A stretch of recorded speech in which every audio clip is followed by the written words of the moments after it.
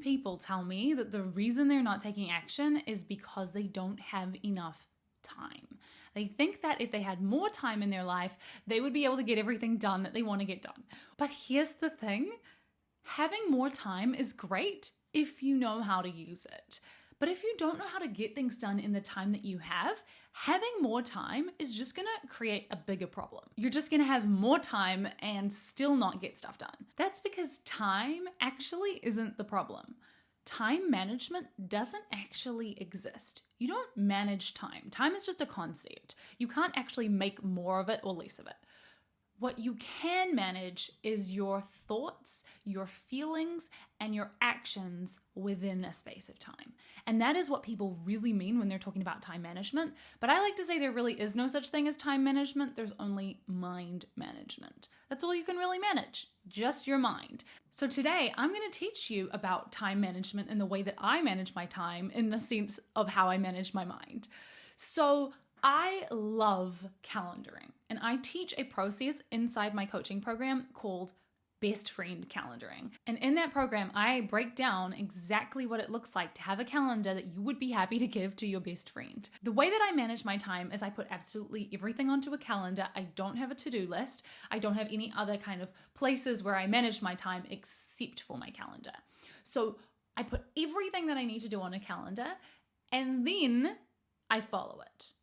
And that might sound really boring and basic, but this is one of the hardest skills to nail down. And it is still something that continually I have to work on, being disciplined to actually do the things and follow through with my calendar exactly as it says. The problem for most of us isn't putting things on a calendar. We can come up with the actions. We can plan our actions and put them all on a calendar. That's not a problem. But when it comes time to actually do them, we do not want to do it, right? Of course we don't. Why would we want to do the thing on our calendar when our brain is like, hello, I want to watch Netflix. I want to do the thing right now that I feel like doing, which is eating, checking the fridge for the 100th time. I might even want to do other work, but not the work that's in front of me. Here's the trick though. You have to expect to feel dread. I dread making this podcast. I dread getting out of bed in the morning. I dread my coaching sessions, and I love my coaching sessions, but I dread having to do them because I have a human brain. This is what we do. We dread having to do the things we want to do. We sometimes dread having to hang out with our own friends who we love, right?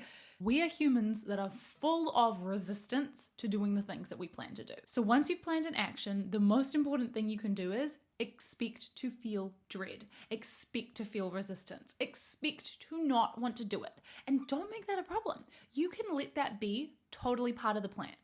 I make it part of my plan. Right before this podcast, I was like, I don't want to do it. Oh, look at that. I'm right on plan because this is exactly what I planned to feel like not doing it. That's what I planned because I know I'm not going to want to do it. So I don't let myself think that that is some kind of excuse, right? Like I don't think like, oh, that's strange. I don't want to do it. Well, maybe I shouldn't do it then. No, of course I don't want to do it. I never want to do it. I'm never going to feel like it. So I just make that part of the plan. That's not a problem. Now I'm sticking to the plan because I know I don't want to do it. And that is already part of the plan. Amazing. I'm nailing it already, smashing it. I don't want to do it. Awesome. Now there's two ways I can handle it. I can either do it feeling the dread, or I'm going to do it not feeling the dread. So I get to choose. And sometimes, to be honest, I just do it feeling the dread. That's fine. But I usually choose that it's going to be easier and more fun to do it if I'm feeling a different emotion. So I shift my emotions. I change them. I change them through changing my thoughts. And it's an in-depth process that I actually teach inside my coaching program. But to give you the general gist of it here, you have to deliberately plan ahead of what you're going to think in these times. I always remind myself the thing that I've planned to think is that making a podcast is actually fun, because I'm actually really enjoying it. Now that I'm doing it, I'm having fun. I'm talking about my favorite things. I'm enjoying it.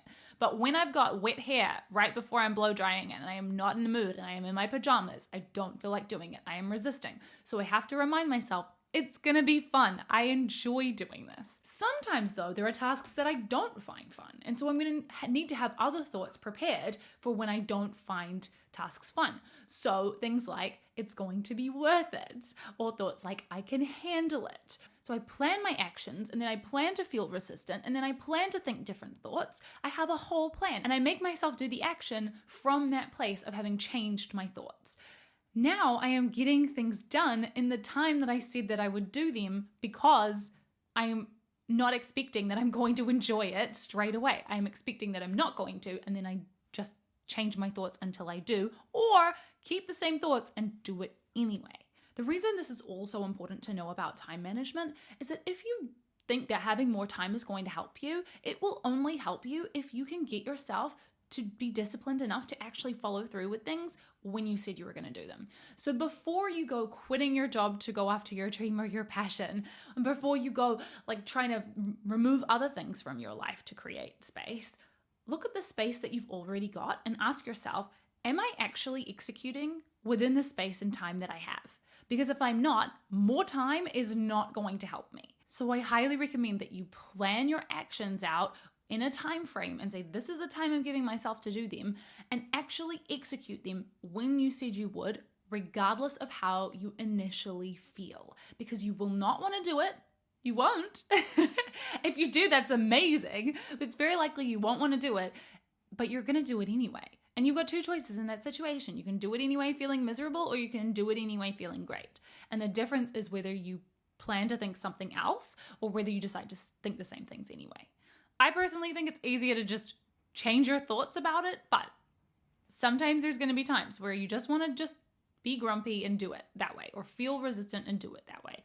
All right, that is what I've got for you on time management today. It is really mind management, not time management. It is about managing your thoughts, planning them, not expecting yourself to feel good about it, and just doing it anyway.